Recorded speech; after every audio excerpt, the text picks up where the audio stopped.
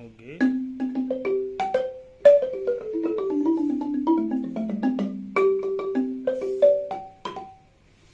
အားလုံးပဲမင်္ဂလာပါ။ဒါရဲ့နာမည်ကတော့မန္တလေးကခန့်ထောင်ပဲဖြစ်ပါတယ်ခင်ဗျာ